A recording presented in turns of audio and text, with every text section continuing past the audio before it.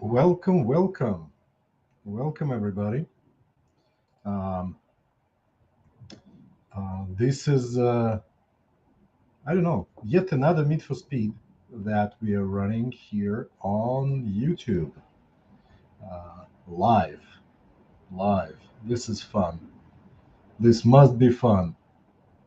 Um, yeah, I'm trying to figure out how to do it properly.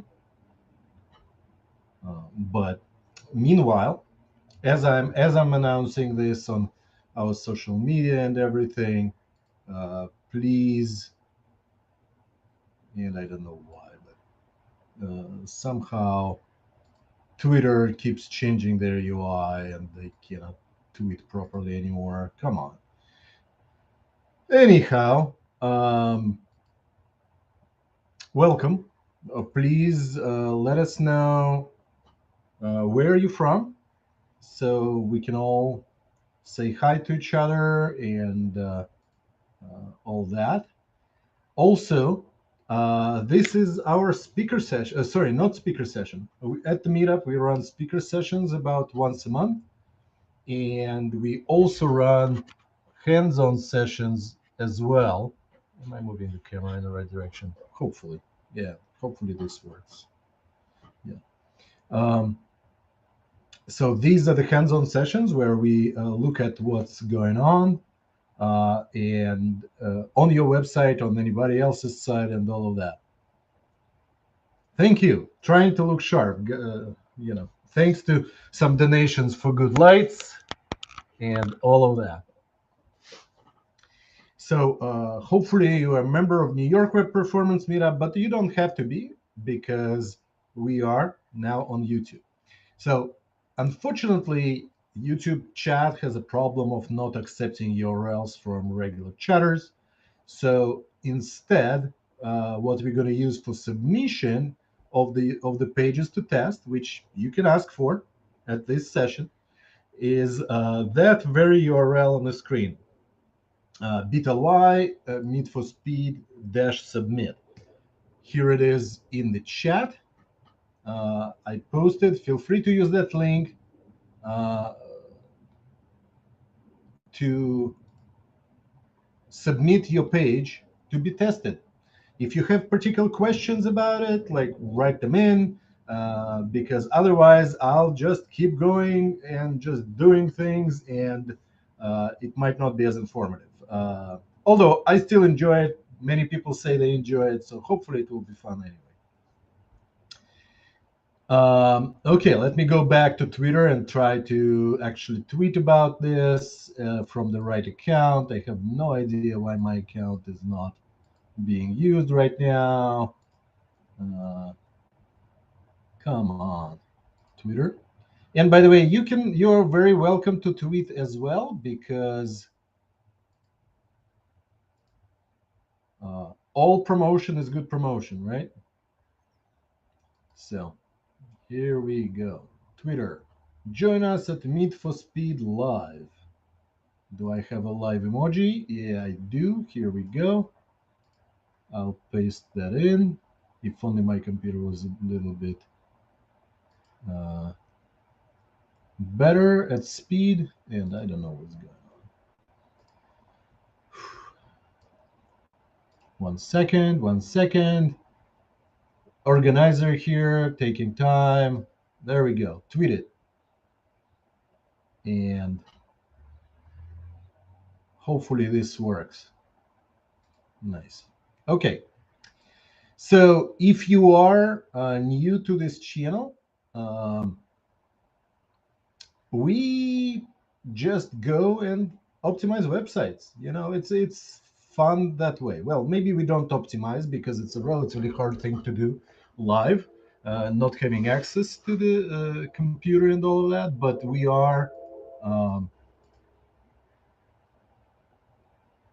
doing um, analysis, right? We talk about how to optimize and all of that. So please share your knowledge, provide your feedback, and all of that. I'll be drinking a little bit of tea because too much talking at work, too much talking here. My voice is going out sometimes. Okay, what can I do here? Okay, sounds good. So, once again, if you want a web page analyzed, please use this URL on the screen. I'll keep it up for now. Let me see if I can be easily hiding it or not. Can I? Hide, show. Okay, perfect. So once we start testing, I will probably hide it so it doesn't occupy too much space, but for now we'll keep it right there. And please don't forget to say where you're located. I am in New Jersey, so on my personal account, there must be chat somewhere around here. I'll say hello there from New Jersey. And many people ask me how come I organize New York Web Performance Meetup if I live in Jersey. And I would say it's not too far from New York. And if anyone looks from anywhere outside the United States, they probably see me being in New York. Okay, so while submit your pages, and we will use any other page if nobody submits, it's fine. We can survive without submitted pages. But we will start today, as we usually do, with looking at some informative resources, some news maybe, things like that. So where do I start usually? I go into a new page, open Chrome Developer Tools, just like that, and look at the news. Where are the news? The news are in a drawer. You press escape, right? And the drawer shows up, or you click here and click on, where's the drawer? Show console drawer, right? And one of the tabs that you should have there, obviously most of the time people use it for console, the in context console, but this tab called What's New. And apparently I'm using the Chrome 111, and my browser tells me that I need to update. So we are not going to do that today because I will have to reboot in that case, and we will lose everything here. Hello, Lars from Oslo. Nice, welcome. Sorry if it's a little too late for European folks, but hopefully it's still enjoyable. Anyhow, I was talking about the Chrome news, Chrome Developer Tools news in particular. And basically here you can see a few useful pieces of information, like Recorder has new things, um, uh, some UX for breakpoints, uh, in place pretty print, all of that. But you can click learn more as well and go to developer blog. And in fact, this article is about Chrome 111. I wonder if there is a new one. I guess it will be called 112. So let's just change the URL. There you go. It's the one I'm not in. And it has even more updates. If I remember correctly, uh, there are a few things like, here we go, export as a puppeteer from Recorder, I assume. Nice. Including Lighthouse. That's pretty interesting. So you can export a script and it will do the analysis. That's very useful. Extensions, what is it? Extensions for Recorder? Nice, nice. Okay, what else? CSS, log points. Okay. By the way, I did not prepare for this event in a sense that I do not like plan a topic up front. So we look at looking at this news together. Um, and I'm looking for something particular. Um, oh, Lighthouse upgrade. I didn't realize that's what happened. Perfect. Lighthouse always keeps changing things around, introducing new versions. So um, I do not follow it as closely as I probably should. If you use any synthetic tools, please share which ones. Lighthouse is one. What else? Do you use any other tools?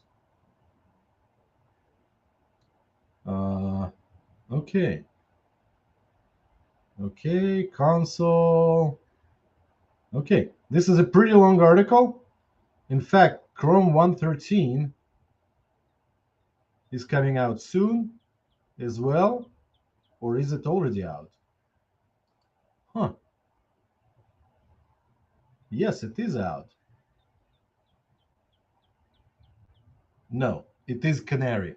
113 is in Canary. I probably should have prepared a little better and rebooted my browser to get the latest version to be completely on top of things. But let's take a look at what's available in Canary, because that's and if you are not familiar with what Canary is, it's a new Chrome browser, basically cutting edge version that will be rolled out later. But it's kind of a developer ready version of the browser where you can look at the newest tools and things like that. Um, huh. You can override response headers with overrides. And by the way, if you're not familiar with local overrides, I highly recommend checking them out because they can help you edit the server without edit the website without changing the site, and therefore prototype some developer changes. Uh, okay. Huh, there are some embedded tools for specific libraries, which I did not realize, um, and so on. Again, just a reminder for everybody, this URL over here is for submitting the pages. And again, I'll paste it in chat in case you don't see the previous chat. I'll paste it again. And once we are done with reviewing the news, we'll go and start the analysis. So please submit your pages if you have any questions. I see we have some submissions already. That's awesome.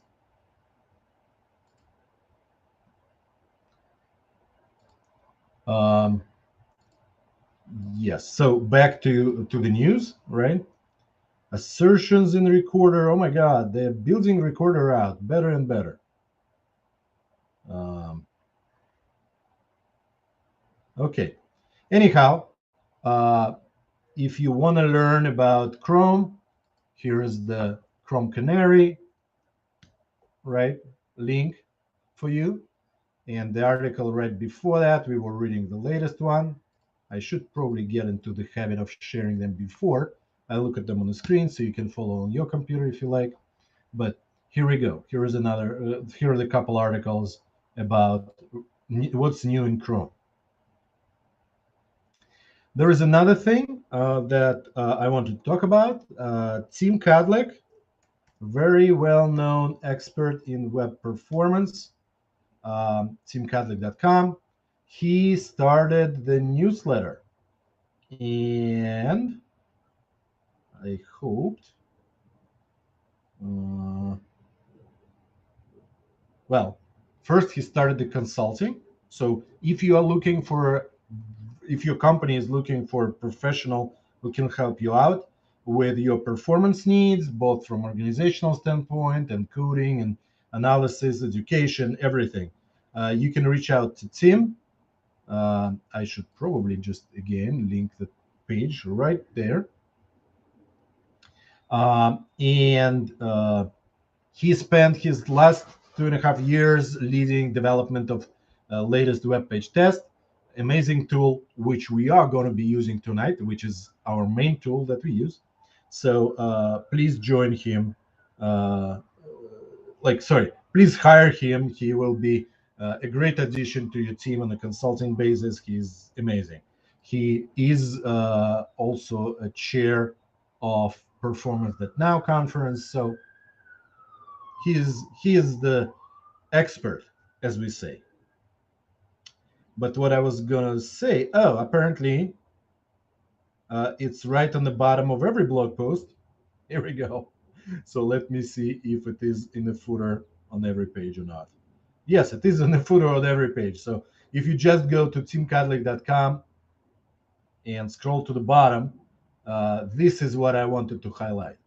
He is releasing uh, basically a newsletter. And if we are talking about the person who knows everything about web performance, his newsletter is good newsletter. You should check it out. Um, and let me quickly take a look if I have um, a link to the latest one. Give me 1 second. I just wanted to highlight a few things he mentioned. But you should subscribe. You should subscribe. Team Kadlik. There we go. Teams Weekly Newsletter. Huh.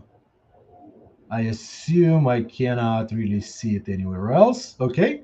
I will quote his newsletter. I don't know if I'm supposed to show the letter. Maybe I can. Give me 1 sec. Is this the right way to do that? Yeah, maybe that's the right way to do it. Okay. So go subscribe to his newsletter. Meanwhile, we'll review the contents of the latest email. I hope he is not going to be upset with me for doing this. Um, so he mentions his consulting. Another thing is priority hints, right? One of the it's been a while around for a little bit, almost a year already, but he's talking about this article from uh, uh, Senthil at eBay about how successful their uh, image optimization was uh, for the product pages, with as easy as just adding fetch priority high, right? And I completely relate to it because our team also did that last year. Uh, and I can share an article for that as well. Let me put it in a regular browser window like that, real quick. And what I wanted to show is code as craft.com blog that we have at Etsy. And if you look for priority hints in a search, you will find this amazing article that we published. Sorry, I didn't mean to toot our own horn with it, but I kind of did. So here is an article for you as well from our team, where we actually worked with a very how do we call it, um, origin trial in Chrome, right? And we piloted this technology ourselves. So it's a really great win, very easy win with very little change, right? So highly recommend taking a look. And again, I probably will not do too bad by Tim. And something is up with my browser. 1 second.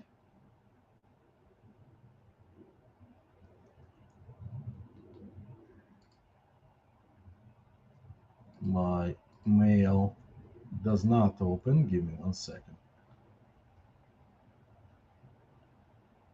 Oh, come on. Okay. Exercising it again. Apparently, you cannot really open email in the tab. I don't know why. But that's okay. Fine with me. No problem whatsoever. So this is the article from Centil as well, or a tweet from him, actually. Here we go. Go check that out. Hello from Sri Lanka. Welcome, welcome.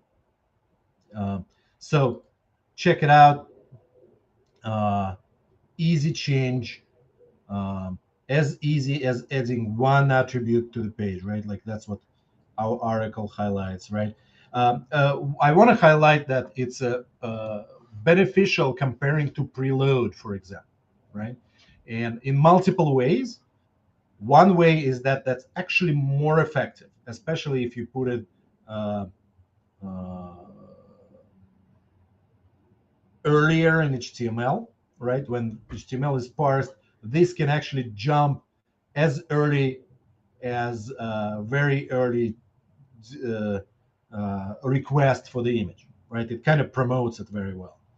And another one benefit is that you actually, unlike the rel preload, right, which is um, MDN rel preload. If we Google for that, that's usually uh, my go-to for searching for things like that, right? You could have a link rel preload for your image, for example, right? Um, and again, I'm talking about the use case of increasing the priority of the resource where you want it as soon as possible, right? Because there are use cases for lowering the priority, but we are not going to talk about them right now. Um, so preload requires you to know the URL that you're preloading. When you are using responsive images, it is tough to know, right? Especially when you generate your HTML. So using fetch priority high on an element that uses source set or actually have multiple URLs, not the use case highlighted here, but the use case that many websites use, including the site I work for, is responsive images, right? So the browser will know which URL to use and will know its priority. So it's easy change, high benefit right there. Anyhow, um, enough promoting of that and enough promoting of team. Couple other things. Great presentation from Patrick Meenan about compression improvements. Um, how do I link to that? Is that the link? Sorry, trying to find the video URL. Is that the URL? Hmm. Hmm. There you go. Uh, that's the presentation, which I highly enjoyed watching, as everything by uh, Pat Meenan, to be frank. And Patrick is the creator of WebPageTest, original creator of WebPageTest. So, we know it's a great research. It's a great thing when Patrick shares it. Uh, Yeah, so highly recommend watching that presentation, reading Tim's take on that. Um, it might be improving resource downloads dramatically, right? So we might want to look into it. If you run a big website, look into origin trials and all of that, right? So please research that. Anyhow, oh yeah, and Tim is going to be talking about at Smashing Conf, which is if you are in the area, you should check out. Anyhow, subscribe to Tim's newsletter. Okay. And last but not least, uh, some before we jump into analyzing the website. And again, just a reminder, it is a hands-on session. We just start with reviewing some news and things like that, right? Go check out this URL and submit your pages for analysis. That's what we're going to be spending the rest of the night looking at those pages. Uh, yeah. And by the way, there is no need to just listen to me talk. You can ask your questions. If you have questions about things, please ask them. How to optimize web performance, how the test I'm running going on, what is not clear, how to analyze this, how to analyze that. Please, this is interactive as much as I can make in a live stream, right? So please, please, please ask the questions. Uh, One thing about our favorite tool, WebPageTest, one of the recent changes, visual change. Now you can see Catchpoint branding a little more prominently. It's clear that it's part of their bigger platform. So you might not uh, recognize it, be a little surprised, but uh, Catchpoint acquired WebPageTest public instance, and a few years ago, two and a half, to be frank, that's what the when team started. They built a lot of awesome improvements. So I'm not surprised that they're rolling it into the platform, right? Like Catchpoint branding everywhere. So I really hope that the integrity of the tool will stay the same. The tool is amazing, so I don't need to repeat that extra time. But there is some branding changes, and I know that WebPageTest has been integrated into Catchpoint's own product in a few places. Well, in monitoring places, and they're probably going to do more of that as well. But tonight we are not uh, using Catchpoint's main product. We are going to be using WebPageTest because that's what we do when we analyze websites. Um, and I see that this website is in, I guess, Norwegian, which I don't speak myself. Uh, Give me 1 second. I want to make sure. Um, how do I do that? Give me 1 second.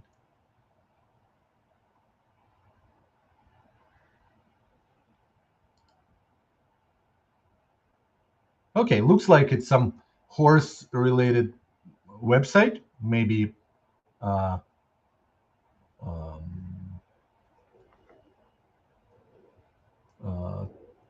uh, how it's called, betting on horses or something like that, right? So here we go. This is the website just for you to see. I mean, we are not promoting the website itself, but uh, the question here, uh, if bundles are loaded well, should they come before CSS? Kind of ordering. Should icon fonts include? Um,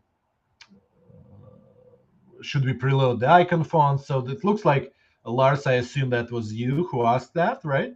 Um, you are somewhat familiar with some optimizations, right? But have deeper questions on how to do them the best way. Uh, okay, let's take a look. Let's take a look. Let me give it a quick change in my spreadsheet that we do some wrapping so I can see comments a little bit better. Um, okay, and Lars clarifies that this website has Angular client-side rendering and .NET backend, right? Which is not as uncommon. So let me copy this URL for you, for the rest of you, to submit more websites. If we have time to uh, look at another website today, we will, and I will try to hide the banner to give the screen a little bit more real estate so you can see a little more of my screen and I don't block the important information on it. Okay. Um, 1 second. 1 second. I'm almost there. Okay, cool. So what we do, and for those of you who are not familiar with WebPageTest, we go to webpagetest.org. Again, kind of obvious to me. I sometimes forget to paste these URLs over, but yes, just we will run a web page test just like that, right? Go to the page, and that's what we have on the screen. Uh, so you go and you paste the URL right in here, right? And you can go as simple as picking the location, picking like this quick preset. And I would say in this particular case, because it's a Norwegian language site, we want to try some European location for testing. Um, so let's do Netherlands, Amsterdam. I don't know why I chose that, but hopefully, right? Hopefully, it's close enough location-wise that it kind of emulates the real user better. Um, and what we will do is we'll run 4G network speed, like three tests, and we'll click start, right? And this is our main tool for doing synthetic analysis because we go basically tell the robot, hey, robot, pretend you're a user, open the website in a browser, record everything you can, even more, screenshots, everything, show it to us, and tell us how well it does, right? So uh, that's what we use. However, remember, be careful with synthetic versus RAM data. And synthetic means a robot does the job, and RAM means real user measurement, which means that you can actually capture speed of your website on your website while running some JavaScript. And so beware that those are two very different approaches. RAM gives you real numbers, but much less data, like mostly numbers, while synthetic gives you depth of information, right? Um, and at the same time, it's not a real person. It's synthetic robot, basically, right? You can bridge a connection between the two, kind of think of like, hey, will it behave the same for both? But those are different numbers. So be aware of that. Uh, I cannot pronounce your name necessarily, but L, let's call it L, and I apologize if that's not correct, is asking whether we can use WebPageTest on private website or internal tools. So there are multifaceted answers to that. First of all, if your website is on the internet, you can configure web page test to go and provide credentials, right? Basically, you can set a special header or in some other way, or script it to log in under the password, right? Um, if it's not on internet, web page test is actually open source. It's much more um, involved to set up your own instance, and it obviously will not be as intense as the proprietary wrapper around it that webpagetest.com has, right? They added a few features like this particular section, for example, called experiments that would not be available in a private instance situation, but it is something that available to you, and that's how many advanced analysts use it, because you sometimes want to tweak things and do this and that, and that's how they got locations all over the globe originally, where people would install their own and contribute public instances to the project. Now it's all ran by CatchPoint on CatchPoint servers, though. Okay, so this is kind of, by the way, I will share the test URL so you can look at the URLs yourself, right? And by the way, I believe this is one of the top features of web page test. It's the deep linking into individual resources. So you should definitely check out that. You can share it with your business folks. You can spend time discussing that. It's very useful that way, right? So highly recommend web page test for, if not for anything else, which is amazingly other many things, but just for this feature, right? So if we look at this analysis, right, uh, like we do have this first section, right, called summary. Is it called summary? Page performance metrics. Okay, let's call it summary. In my parlance, it will be summary. You can see different metrics that were measured, like time to first byte, start render, and this section is for core web vital metrics, right? So you should pay attention to that. In this particular case, they are colorized. Well, core web vitals metrics are always colorized, and it means that there are thresholds that Google provides you, so you should be aware that these do not meet the strongest Google recommendation, right? For the good, right? You can see, I believe, if we go to yeah, in this drop down, there is at the top there is a Web Vitals section, which you can get you to the Web Vitals dashboard, but you can also just click on one of these titles. I usually start with largest contentful paint, and at the top of this page, it describes what it is all about. And it is about Core Web Vitals. So if you go to this page, the beauty of Core Web Vitals, it's not just which metrics to track, but actual uh, thresholds that Google kind of set as a standard, right? So you can see that there is a good green area, needs improvement, and poor. And there are thresholds. And that's where WebPageTest could actually provide you with a color that is not just their idea, but actually like more or less industry approved. Google set that as a definition. Um, we can say Google is the industry, but not completely correct, but pretty good, right? You know. So back to test results. Sorry, I wanted to actually go here. Um, uh, Now, how do you know if your test that shows you poor numbers or good numbers, in this case needs improvement numbers, is that real?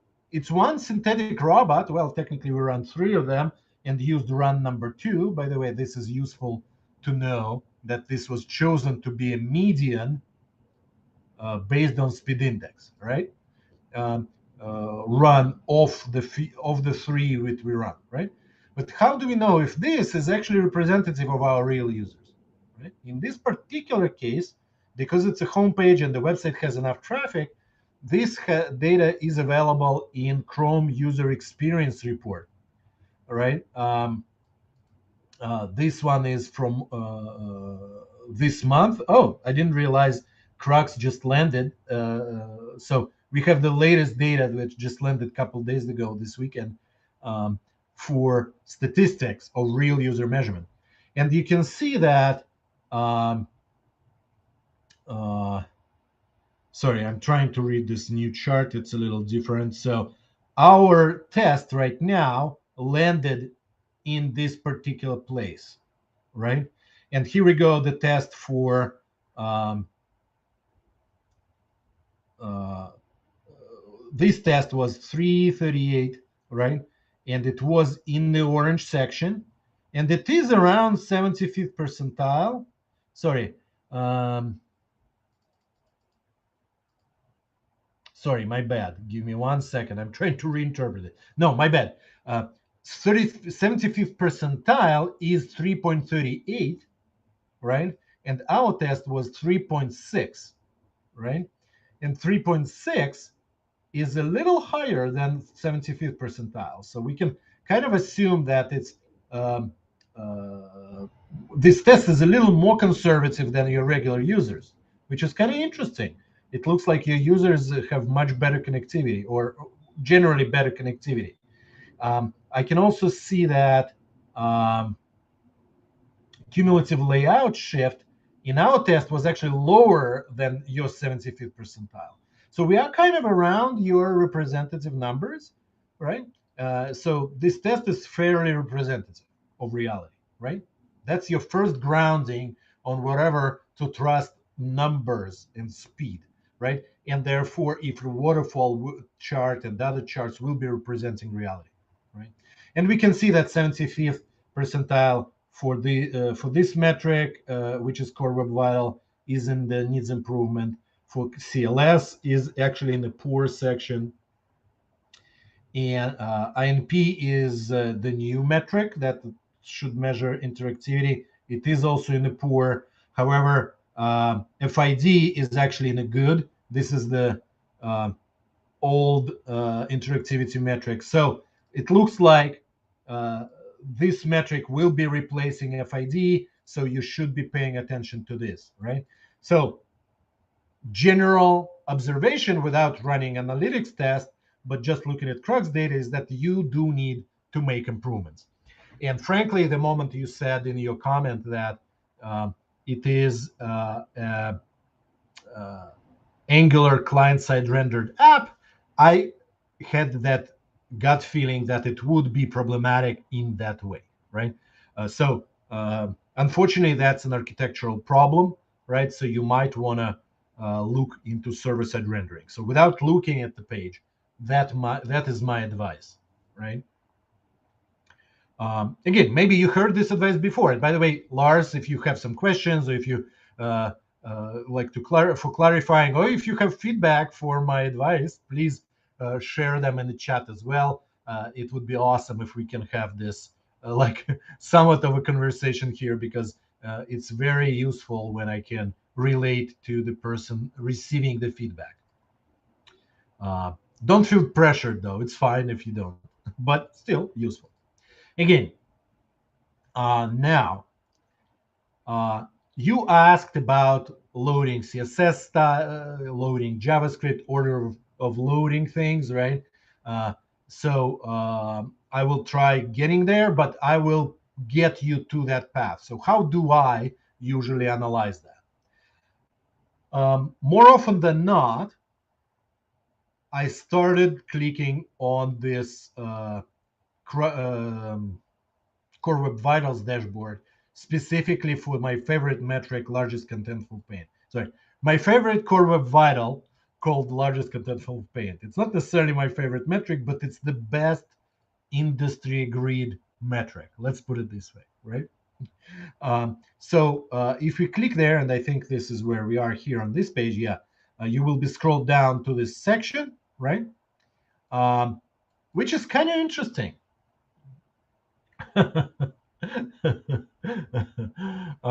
And that's why kind of illustrates why I don't necessarily like this metric as much. But at the same time, it's a metric that measures your website. And you can see that what was considered a core web vital is the overlay for GDPR cookies. And I know European laws are strict, but if you remember, like when we loaded the page, and I'll try to reload. I don't think it will show up again because that's the whole point of that overlay, not to show up. But it is what first people see, right? And that's not great. However, uh, it does show up before the rest of the content. So you kind of can say that you saved your page by giving people GDPR overlay. Um, that being said, if your GDPR overlay is LCP, then your content loads a little too late, right? And we can see that, by the way, when you look at largest contentful paint, if you look into description of the metric, it can measure different elements, and in particular, either text elements or image elements that are largest on the page. It's kind of interesting that in this particular case, it latched on this. I feel like you might have bigger elements on the page, but maybe not above the fold, right? Uh, so uh, in attribution, right, it kind of tells you, hey, this is where the content is, right? And you can look at it, and like in particular when it's an image, it's useful to analyze that, right? Um, I think, by the way, we will not gonna go too deep into this cumulative layout shift, but you could basically say that uh, look at the CLS and see that there are a few things that shift around as pages load, right? Which you do need to address in one way or another, and we can dive a little bit deeper into that. Um, well, this font didn't change too much, but there was a little bit of change, right? Okay, now I know you asked about order of loading the resources, and I keep talking about not that. And the reason is that we are optimizing for end users, right? End users don't care about your CSS, they don't care about your JavaScript, they care about what they see. Uh, and it looks like because of the CSR, client side rendered app, and you cannot see much until 4.5 seconds in this test. Again, we have this overlay which kind of skews our perspective a little, but we probably will run a test in a second that will avoid that. I will show you an advanced feature, but generally speaking, looking at the film strip and not at the metrics that are given to you by Google, for example, right? But to the film strip, and sometimes they match, right? Sometimes it's representative of the reality, but not always, right? Film strip, and you can go and do a couple things. First of all, you can say scroll the page with the film strip, and second thing, you can say show me the huge images, and the third thing you can say do 100 milliseconds uh, resolution. And I found myself often going for this overlay, like for this advanced settings. So uh, that's why I'm showing it to you, right? By the way, we can also kind of highlight the highlight largest contentful paints, right? So we can see where it starts painting, right? Yes, it looks like it identified this as the largest contentful paint. But the reality is that this is where we consider the content of the page render, right? And if you notice this red line on the left, it's this red line over here. And if we scroll down, we can say that what is responsible for this content, for what we see on the screen, it's everything to the left of this red line, right? So your question about which resources should load first, later, and so on, this is how I arrive at those conclusions. I go, I see what is the moment on the screen that matters. I align it with basically the timer, right? Like I look at the timer, I don't always use the red line, but I look at the timer 4.3 seconds and I say, hey, everything that loaded before 4.3 seconds is my candidate for being the problem, being the cause for the delay, right? Again, you already started the conversation from by saying it's a client-side rendered application.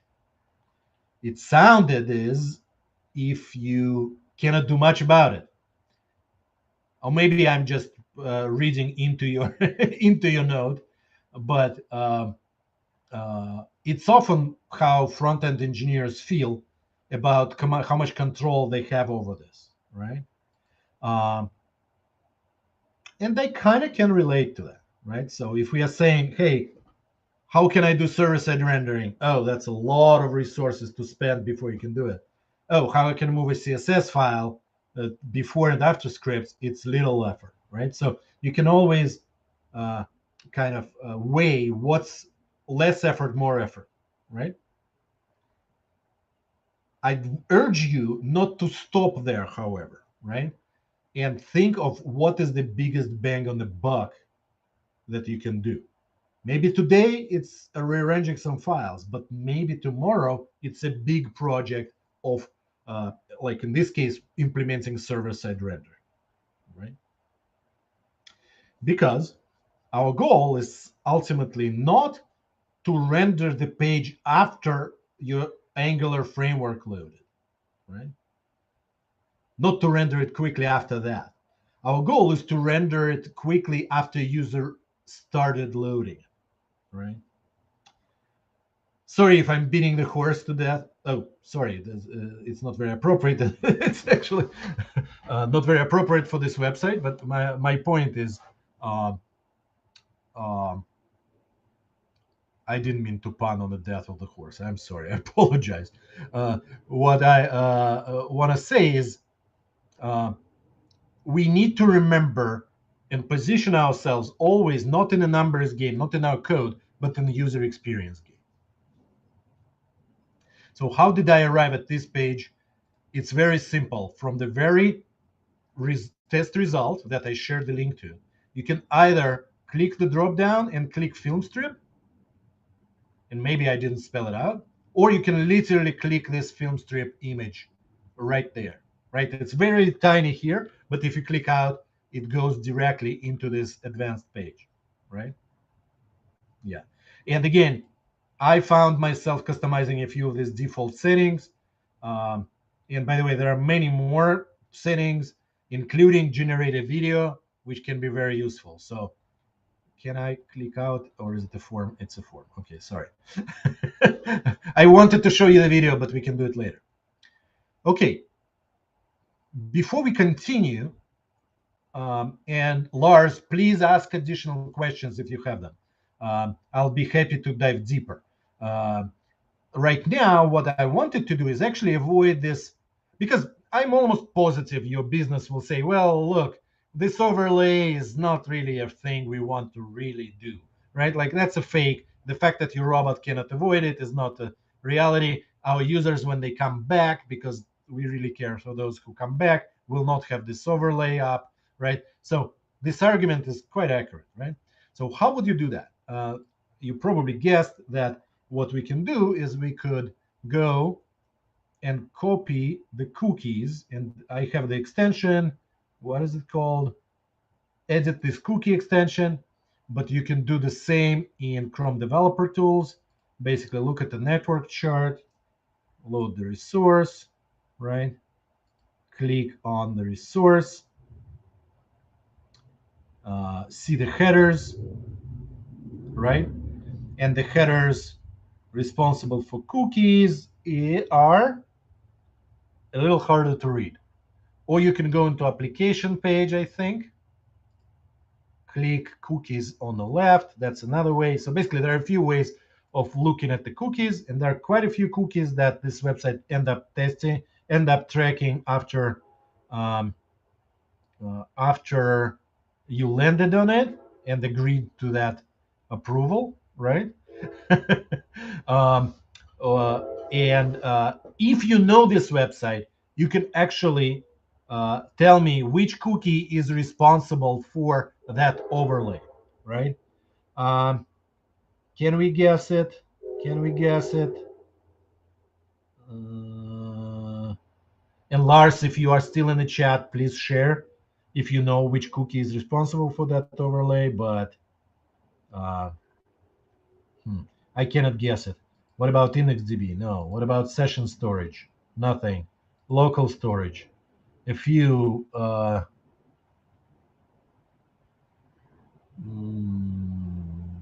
Okay, we're not going to reverse engineer the whole thing. No. Cookie information. There you go. Unfortunately, it's in local storage. Crap. That makes it a little harder to work around. Actually, do I know how to do it? I do not know how to do it well. Huh. Lars, do you know if there is a way to do it with a cookie or not? If not, let's try it with just a cookie. And why I'm going about cookies, because it's the easiest thing to script, right? So what we can do is we can copy request headers. Like I'll literally copy all of them. I'm not the user of this website, so I actually don't have any risks in copying them. And we'll go to Paul Calvano website and say, look for tools that Paul built. And I'll share a link in 1 second. Okay, so let's try the cookies first. I'll just show you and we'll see if that's true or not. But here is the tool, the very first tool that generates script for WebPageTest. So you click that, you paste everything you copied from WebPageTest into here, and you click, hey, generate me a website cookies, a website script, WebPageTest script. You copy that, you go to WebPageTest, run a start new test. Sorry if I'm a little fast on that. Oh, you did test it? Okay. I still want to show this feature. You paste this stuff into the script, right? And we'll do one test just for funsies, right? And you run it, and now it will emulate my session, right?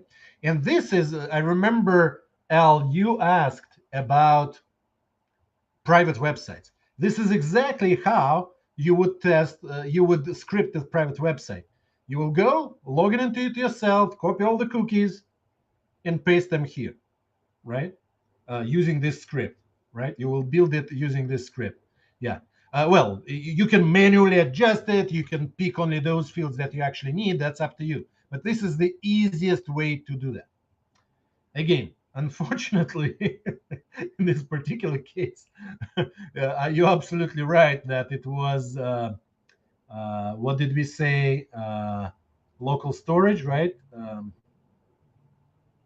That keeps this information. So we are not going to be scripting it this way. That's a little more complicated, but I will point you in the right direction, right? So if you go to, again, start test, um, and I know that the cookie method didn't work because the screenshot still shows this overlay, you know.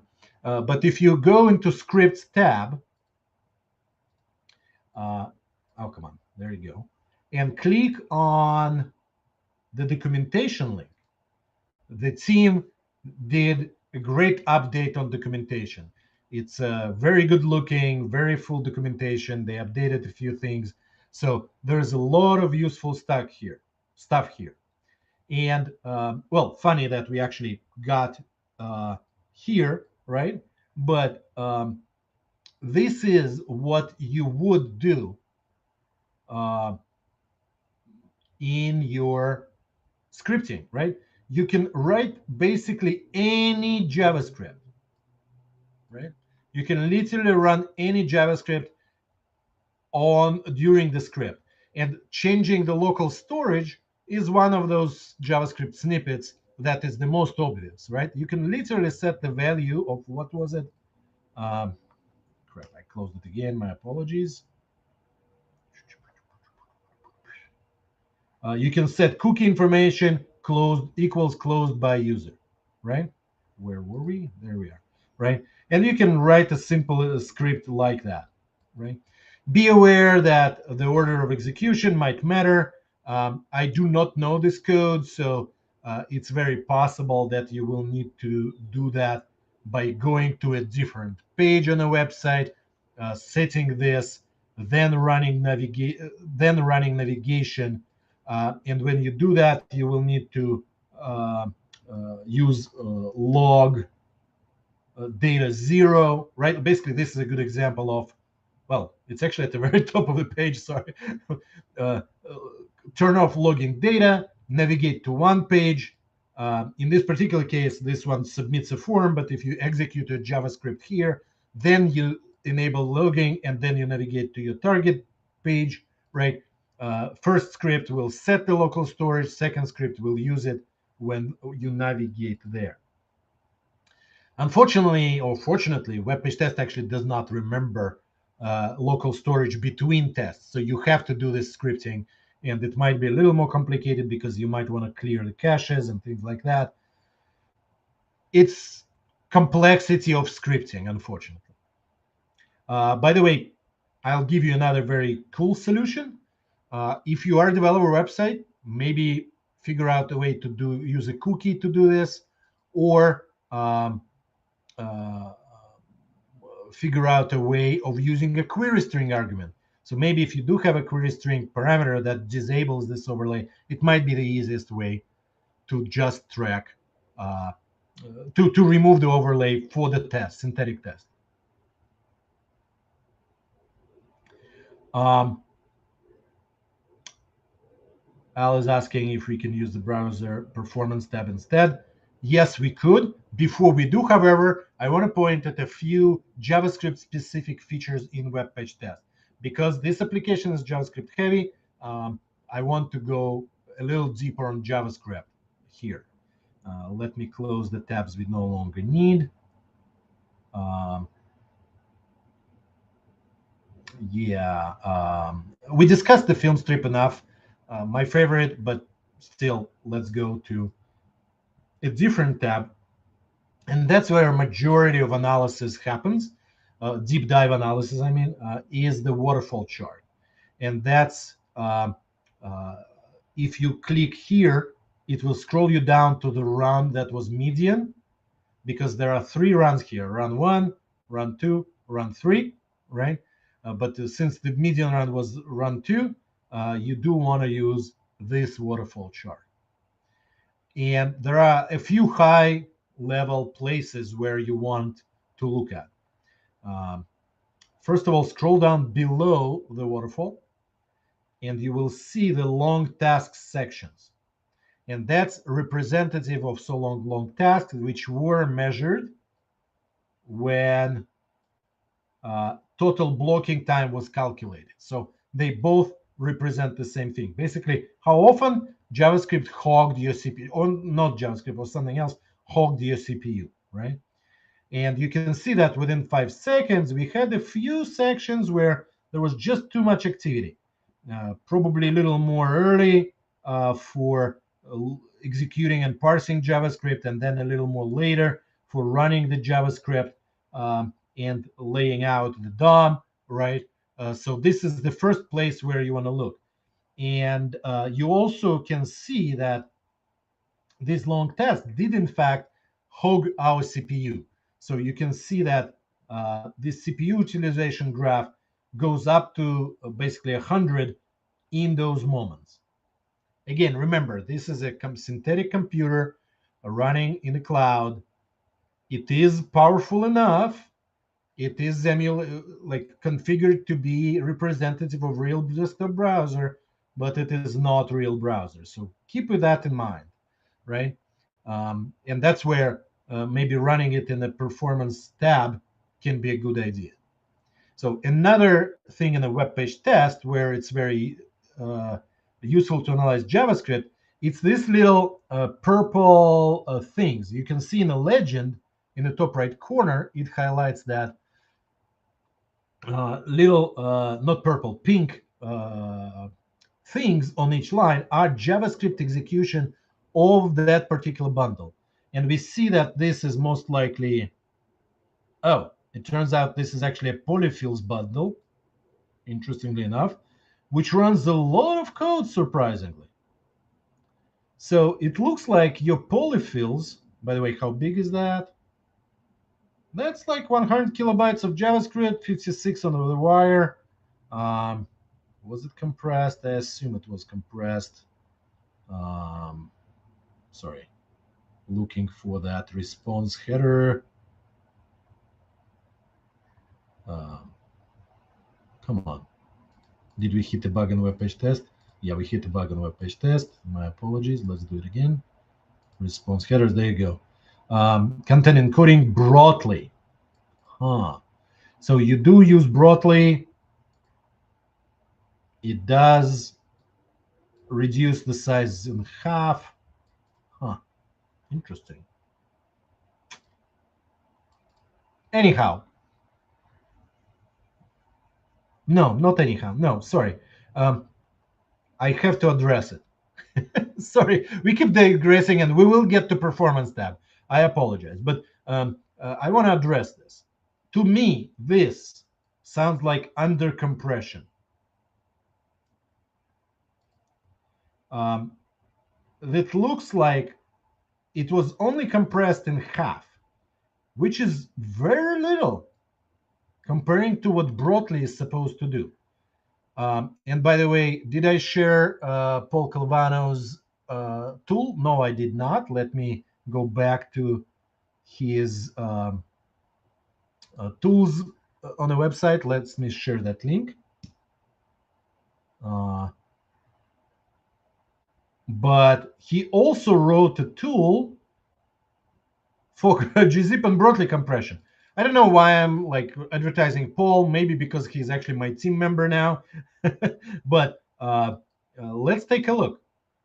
So this tool, and I actually didn't use it personally as much, but because of this, I kind of want to address it.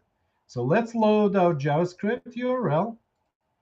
load it into this tool, and click compression test. And what this does, it will try to compress it in gzip and broadly, right? Um, Sorry, it first will try to request it with gzip and broadly. It looks like gzip is not enabled at all because it's not compressing it whatsoever, and broadly compresses it at this. And that is, as I expected, is compressed at level 1. So the biggest recommendation for this website right now is to fix your compression level. Your compression is too low. It passes the check mark on every tool. Yes, we are compressing, but it is not compressing. And that's where, if we look down below, Paul's tool, and did I share the tool? Well, it was the second tool in this tools list. It tells us that gzip compression would make it into 40 kilobytes, slightly smaller than 60, almost 60 kilobytes. And broadly compression will get us to 36 kilobytes, which is even smaller, right? And even on level 6, broadly will do much better than level 1, right? Which is kind of interesting because this level 1 was 57 kilobytes. Paul's broadly compression level 1 didn't even get as high as 57 kilobytes. So if we go back here, let me do a quick look at the response. Again, sorry, there is a web page test bug where if you, for some reason, these tabs stop working. Varnish. Looks like you use Varnish, but I don't see any CDN information here. Am I just missing it, or you're running your own CDN? I did notice similar problem in existing CDNs, and particularly Fastly, right? So I don't know if this is a Fastly website, which I doubt because I don't see any telltale Fastly signs, right? But you should. I assume your instance also has the same problem, and this problem might be coming from default Varnish implementation. I don't know enough about it, but you should not use level 1 compression, right? And again, this gzip compression tool is amazing. Looks like, oh, so the blue ones are gzip, and the red ones are Varnish. Okay, not Varnish, broadly. It's actually the legend right on the bottom, right? So again, it takes a little bit of experience on my part to notice that, right? I kind of like got a gut feeling that 56 was a little high for polyfills. I applied my attention to it, and we discovered this. But this is the first fix for you to do. Most likely the most straightforward one. Although I'm not your server person, so you need to ask them. Yeah. So another important question: is this script necessary? Do you actually use a lot of polyfills in your real user browsers? Do you have this problem? It looks like this polyfill is a little too aggressive for its sake, right? So consider that as well. I do want to look at a few other scripts. Yes, as I expected, the main script is 2 megabytes of Angular, 700 on the wire, broadly compression should be fixed. This is what script. This is a script. I don't know what that means, but a small script of similar usage. Uh, more and more scripts here. Um, I cannot, without reverse engineering the app, I cannot say why you had so many different requests, right? Are they really part of the same application or not? At the same time, your biggest request was pretty big, but my recommendation is, um, oh, this is YouTube. Okay. Uh, Look at your bundling strategy. Remember, we noticed that 4.5 seconds is when the thing actually rendered, 3.5 seconds when overlay happened. You want to look at your bundling strategy here, right? Make sure you don't bundle too much in the main script, and make sure you don't load everything before you need it, right? So uh, I see that these scripts depend on these top scripts. It might be coming out of GTM, it might not be, I'm not positive, but there is a little bit of like a waterfall progression here, and bundling, asynchronously loading things that are not necessary uh, immediately, and uh, loading less before you render is probably a good strategy. Again, I mentioned that loading everything needed to rendering in HTML is even better. Um, and by the way, this was kind of a blanket statement. Many people don't like blanket statements. Many people feel like, oh, server-side rendering is a lot of work, especially if you invested in client-side rendering app. We don't want to do it. It's too much, too hard. Performance is not that important. The answer is actually not binary. It's not like no server-side rendering on everything server-side rendering, right? What you could do is for your landing pages, define what is that you want to render ASAP. Like, for example, this menu. I'm not 100% positive, but I have a guess that this menu's layout doesn't change much. Doesn't change based on the user much. Obviously, logged in experience changes, but before logged in knowledge is known, you can render the logo, you can render the main branding. It will improve the experience. So if you copy this HTML, hard-coded HTML, which is probably the same on every page, into your static HTML page, you will already get the benefit, right? So don't think that your HTML source needs to be this empty. And let me see. Uh, no script. Uh, so basically, you have one. I'm trying to find the div where everything attaches. Cannot find it for some reason. Um, where is the main div that everything attaches to? This is head, uh, body. Maybe that's the main div, right? Page loader.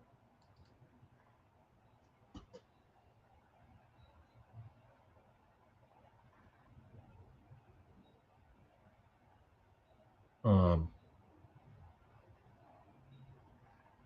Loading spinner.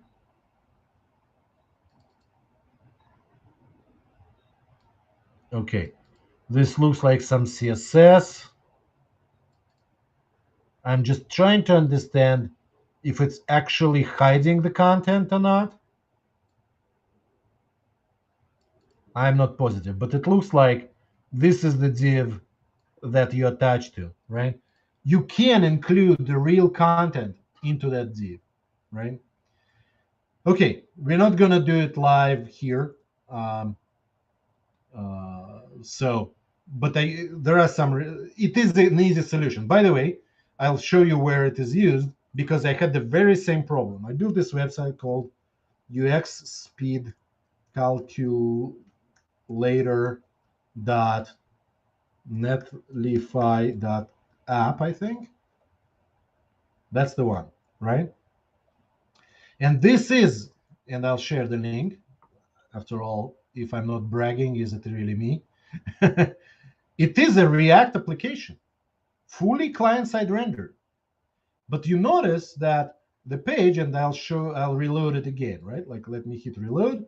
You see how this portion of the page immediately shows. How is that?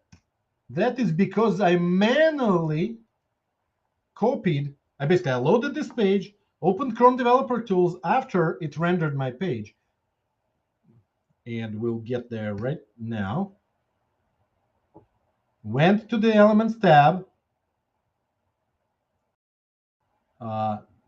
clicked on the root element where everything was injected, all of my application code was injected, right?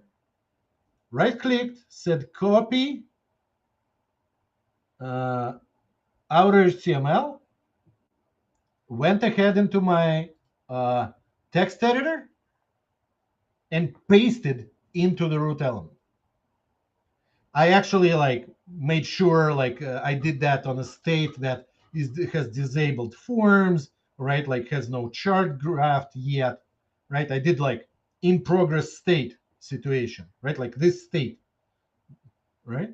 But I just copied the DOM, pasted into static HTML, which you can see on GitHub. Actually, there might be a link, right?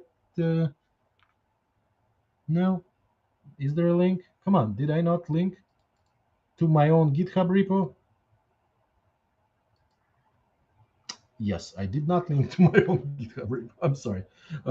GitHub.com, Sergey Chernyshev, UX speed calculator. I assume that's the URL for it. I just want to show you that it's literally what this website has.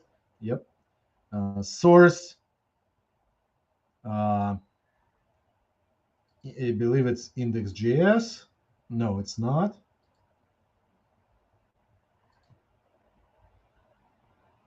Come on. Public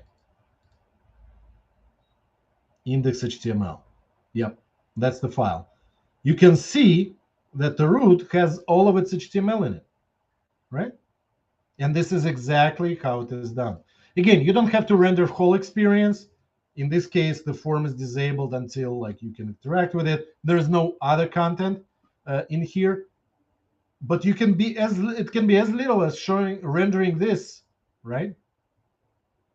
The logo, the branding colors, few things like that, right? So highly recommend doing that. Okay, now back to our main request, and thank you for being patient with me. Going into Performance tab. So what is that you want to look at in Performance tab? Because I have a few things I have in mind, but I don't know what is that you're interested in. Let me grab some tea, wait for your answer. And folks, if you have another website you want to submit, that URL is still actual. I'll paste it again. There we go. Please do so. Okay, back to it. Al, do you have a question about Chrome Developer Tools in particular, or did you already disconnect and don't care anymore?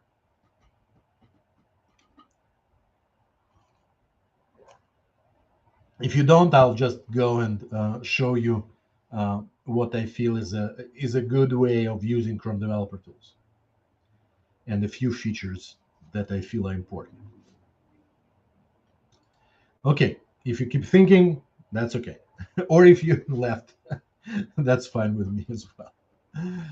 So one thing that's important in Chrome Developer Tools, figure out your screen real estate. Performance tab is huge. So some people rotate the screen, some people detach, like I will right now detach this into a separate window, right? Which makes it a little harder to be in the context, right? But because you can switch between the pages relatively quickly, uh, it's not as big of a deal. Um, my main monitor, which I'm not using right now because I'm presenting to you, is actually not dual screen, the widescreen. So like my Chrome DevTools is actually good, but this is one of the challenges. Sorry, with specifically um, these tools, the performance tab, there is actually another challenge. And by the way, there is a shortcut. I think it's Command Alt D, right? No, Shift Command D. Yep. Shift Command D lets you switch between two layouts, and that's the same as pressing this, right? But it switches between the last two layouts that you used. Um, sorry, give me one sec. Um, and that is useful when you want to quickly switch layouts, right? You switch from monitor to monitor or whatever. So Chrome, the performance tab can be used to reload the page, right? And a recent change actually made sure that when you do so, it actually erases the page to about blank and then navigates to the page. So you can actually record the whole experience. And it is somewhat of a challenge because you see how long we have to wait. And we'd only started right now, but it's already like waiting. And then it needs to detect, then everything stopped happening. Then you see it started loading the profile. It takes a lot of time. It's a huge profile, very heavy on CPU. In my case, I'm already broadcasting and doing a lot of video playback, so it's even harder on CPU. So even though this is a very common way, similar to how we ran WebPageTest, just loading the whole page, it might not be the best way. Uh, so you see how long, like I keep talking and talking and talking, and that we still don't see this profile yet. There we go, right? It's a challenge. By the way, after I did record this, I usually do Command Shift D to expand to take out this again, unless I want to reference the elements that I analyzed. This is the way to like expand to the whole screen, do a lot of your analysis, have a lot of real estate. The problem, however, is that this tab is actually very vertical as well. So you do need either use multiple keys. You see how you can scroll by shift scrolling, scrolls the area you analyze. Just scrolling does the same. I think command, no, alt scrolling, no, control, shift scrolling. Actually, I forgot what does control. No, no, I forgot what scrolls between the tabs. I think for that, I use the fingers on a tab on my laptop. Yeah, sorry. Shift and two fingers scrolls this tab as well, right? And if I minimize this real estate, I have a little bit more space, right? I usually don't do it fully or I will forget that it's there, right? So shift with the uh, touchpad, that's what does it. In fact, I have a separate touchpad for when I'm docking my laptop and it's closed, specifically purchased for this purpose, right? Um, the more tabs, the more accordion panes you have expanded, the harder it is to use, right? And again, without shift, it zooms in, zooms out. With shift, it scrolls all of the accordions. And clearly, this thing has a lot of JavaScript. And by the way, there are a lot of other accordions too, right?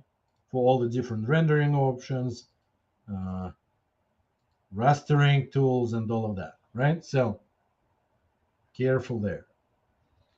Uh, Real estate is hard. That's partially why I like WebPageTest because it just has pages, right? Like you just navigate from page to page and all of that.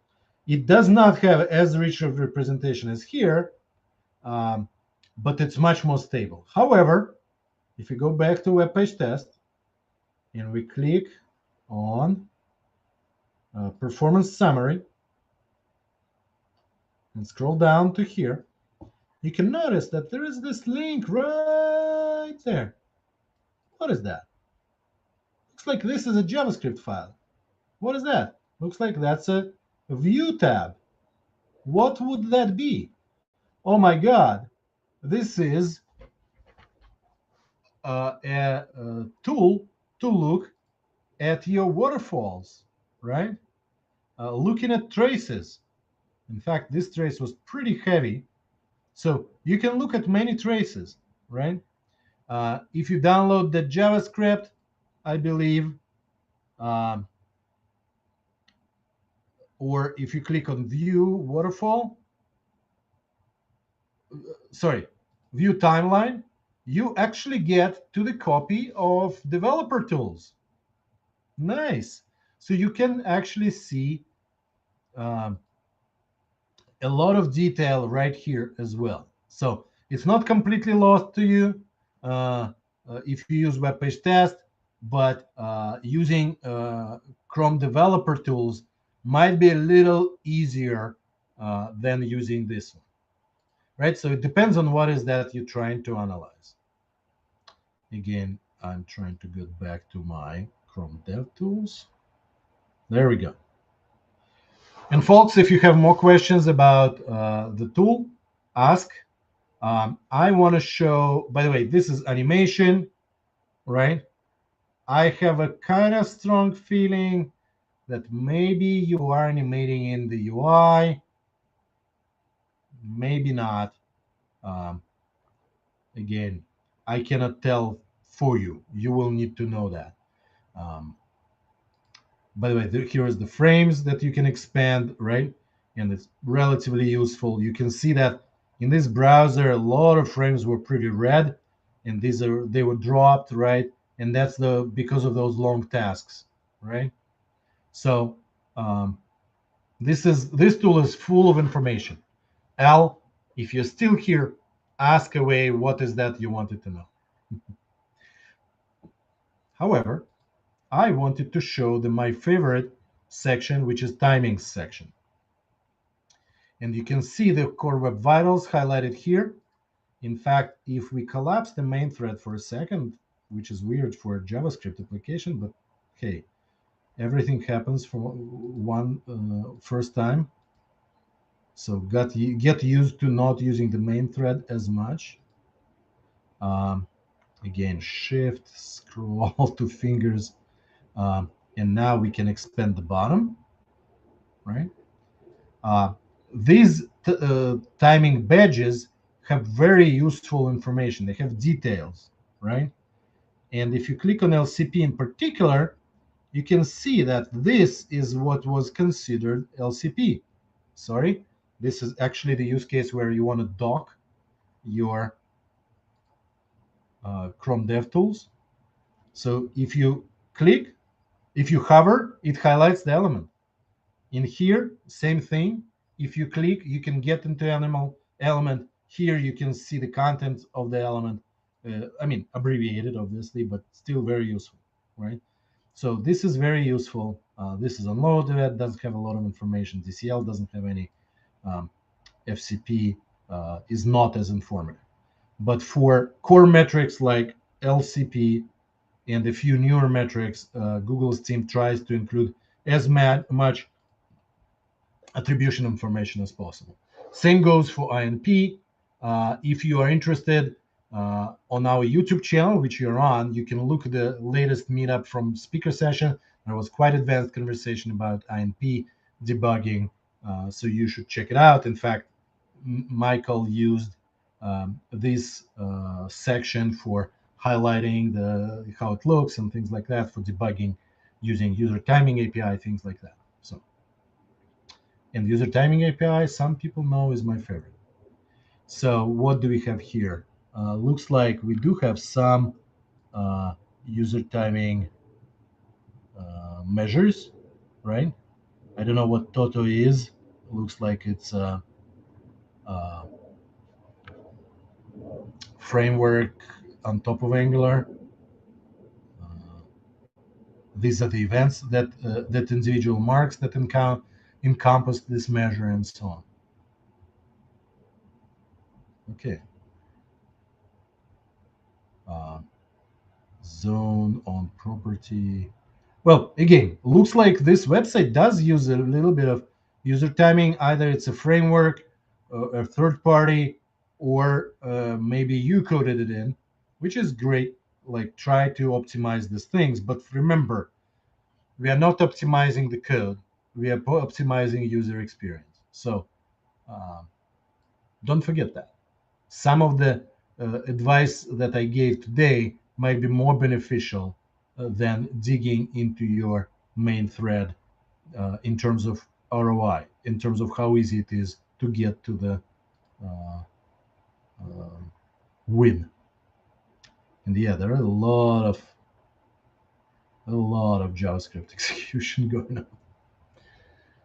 Okay, we are getting close to the end of the session. Um, if you have any more questions, any more things you want to ask, please go ahead. Um, I will be wrapping it up relatively quickly. Did we get a new website for testing? I don't think we did. No. We will not have test any other website. Uh, so um, good luck with optimizing this one. I hope you enjoy um, our session. We did not get into image quality or usual topics that we have. Your website has a lot of non-imagery at the top of the page. Um, yeah, absolutely, absolutely. Um, at the top of the page, so maybe images are not as important for you. Maybe they are secondary content. So every time we do uh, analysis, we always need to account for what is the primary use case, what is primary content, not just go and like, hey, images are the most common, let's optimize images, right? So maybe this page, this image is more important, right? Uh, Again, back to Chrome Developer Tools, inspect it. Here we go. Is there any indication that this should load first? No, not much. It is a picture element, which is great. Using priority hints might be a good thing here. Again, priority hints have a particularly good thing when you have server-side render. So a lot of this might not kick in, unfortunately, without uh, without you fixing that problem, right? The core architectural problem. And again, it might sound like I just uh, picked it and like go at it, but it is very important. It is very important. Neither do I say that it's easy. Um, in my experience, changing fundamental architecture of the website is the hardest thing to do. After after all of the money is spent into building a product, teams are hired to learn the technology, all of that. Um, so if you can augment your technology with server-side rendering, if you can do uh, just static tricks that I talked about, it might be a good in-between solution, right? By the way, just about the choice of the application, choice of framework. I mean, I assume there is some activity going on uh, interactively once you log in, right? Maybe you can bet here. Maybe there is some need for like highly interactive experience. We couldn't look at it obviously here, but um, I would imagine single page application, client side rendered single page application could be beneficial there. But for the public section here, I don't even know. I mean, yo.net website might have been as good at publishing this web page as HTML as your Angular application was, right? Is. So consider alternative. Consider an alternative of server-side rendering the HTML um, with any technology. Frankly, don't feel like that you bought into Angular and it's the only way out. Again, you might read into my contempt for front-end frameworks a little, and Angular in particular, but again, don't let it drive you. Um, I I am a little biased, but not that much biased, if you know what I mean. Um, yeah. Anyhow, thank you all for coming. I really appreciate you joining. Again, this is a Meet for Speed session, which has a waterfall on it, right? But we do have speaker sessions as well. If you ever join, um, our next session we are still organizing with Shopify, but uh, hopefully this website loads, which is also SPA, but I'm shutting up because I worked on it. Our Shopify session is next. Check out our YouTube channel's recordings, right? And um, join us later. I will answer this provocative question which I asked for with all of my framework conversation. The question is, which framework do you prefer as an alternative for server-side rendered framework, right? I don't think server-side rendered should be a question of which framework. Server-side rendered should be technology used on your website. It should be agnostic of framework. There are some new frameworks like Next.js, like Meetup rewrote their website or rewriting or in process of rewriting website in Next.js, which specializes in server-side rendering React application and client-side rendering React application and server-side generation in some cases as well. However, I urge you not to think of it as, oh, I buy the framework and that's what I use. In fact, it is known, we published this at Etsy. I'm not giving up any secrets. At Etsy, we do use client-side applications written in Preact, but they are not rendered on a server using Node. We use our own framework that is built in PHP, which it's called, we use it so-called component islands.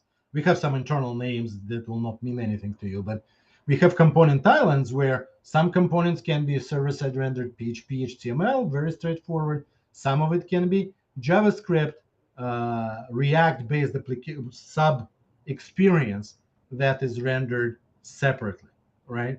And rendered on a server, injected on a server, sent with a main HTML, then hydrated on a client, right? So don't think that you are bound to the framework that you have.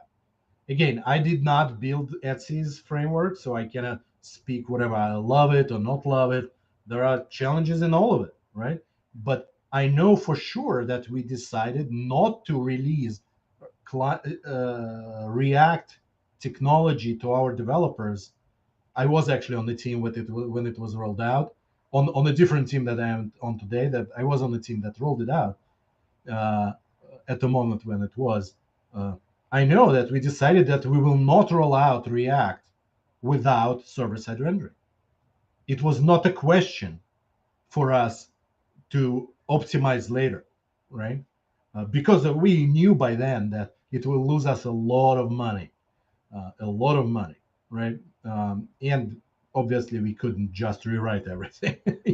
That's another story. So uh, think of it in the way that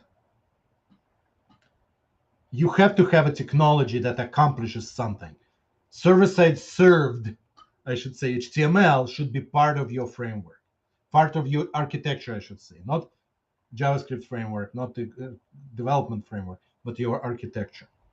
Um, I know some people use pre-render.io and similar technologies that at runtime open a page, render, and send it back HTML. This is a terrible idea. I'll explain why. It's okay for Google because that's what they're kind of targeting, but it's not okay for users because rendering the whole page as HTML and sending it back actually takes fucking a lot of time. Sorry for the curse language, but server time, your time to first byte will suffer as a result.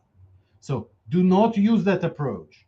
Um, uh, Instead, figure out how your server side can quickly render that HTML. And again, when I worked at Mira, we used one framework. Now they are rewriting it to next. I actually don't know which page is which. I don't work there anymore. I don't need to, But we built our own framework, our own platform server in Node, which was rendering HTML using the same React components, right? Not rendering as it in the browser, but rendering HTML. Um, Next does it now as well. Back then it didn't, so we didn't use it because it all barely existed. Gatsby did not have that. They later developed it and all of that. Uh, find your solution. Find your solution. Look at the static site generators. And if you're particularly interested in my opinion, particularly interested, I want to show you I think it was my last presentation. That's actually right. January of 2019. Oh my God, I didn't go do public speaking since. At least not at outside events. But this is the presentations I wanted to share. Um, oh, this is just an event page. Sorry. It was recorded. So let me share this page, the talks page, right? This is the talks page in case you're interested. And this is the video for my presentation about, sorry, let me pause it. At, by the way, Jamstack meetup called Dynamic Generation. So, apparently somebody is spamming things. Nice, nice. Perfect. I might need to moderate that. My apologies. But, it's not even on my channel. I cannot moderate it. Ignore me. Um, ooh, why did it highlight this name here? I have no idea. Why is this name highlighted? I don't know. uh, but check that out. It is an alternative approach that is hard. And by the way, there are slides. No, I'm not going to blab about it more. Check it out if you're interested. There are slides there with diagrams and everything. So that's an alternative approach. That framework I like. It just doesn't exist yet.